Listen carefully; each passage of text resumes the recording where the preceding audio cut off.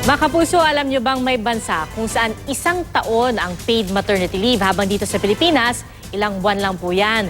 Pero balak na yung habaan ng isang panukalang batas. Ang reaksyon ng mga employers sa report ng saksing si Victoria Tulad. 1992 pa naging batas sa Pilipinas ang pagbibigay ng maternity leave sa mga empleyadong ina. 60 calendar days kung normal delivery, 78 calendar days naman sa mga cesarean. Pero sapat nga ba ang panahong yan para matutukan ang mga unang araw ng isang sanggol? Yan ang inalala noon ni Janice Monte nang magbalik trabaho matapos mag-maternity leave. May adjustment rin yung pag-iiwanan ng bata. Sabihin sa'yo nung yaya, masyado siyang iyakin, ayaw niyang matulog, or ayaw niyang dumede kasi hindi siya sanay dun sa bottle, kasi sanay siya na nagbe-breastfeed siya sa'yo. Kaya sa Kongreso, may mga nagsusulong na palawigin ang maternity leave.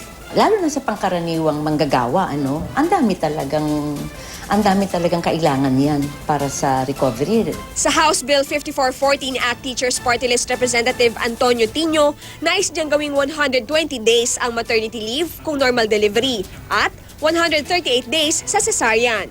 Layo naman ng House Bill 1329 ng Gabriela na isama ang maternity leave sa mga benepisyo sa ilalim ng SSS at GSIS.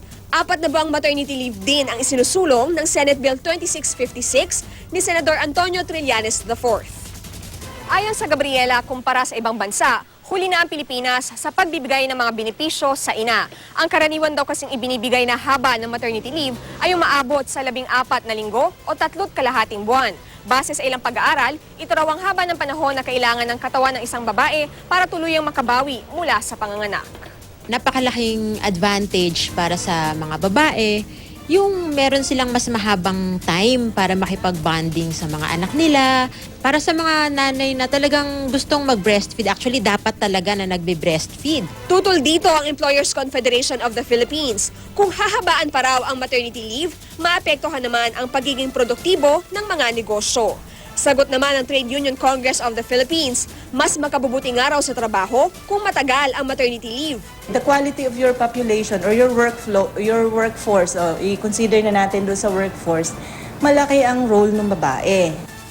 Ang 4 na buwang maternity leave ipinatutupad ngayon sa mga bansang Canada, Brazil, South Africa at Mongolia na isang developing country gaya ng Pilipinas. Sa buong mundo, Britanya ang may pinakamahabang maternity leave, 365 days na paid leave o 1 taon. Mahaba rin ang maternity leave sa ilan pang bansa sa Europa. Pero kung tutuusin, maswerte pa nga tayo kumpara sa Amerika. Kahit mas mahaba ang 84 days na maternity leave doon, wala naman itong bayad. Ako si Victoria Tulad, ang inyong saksi.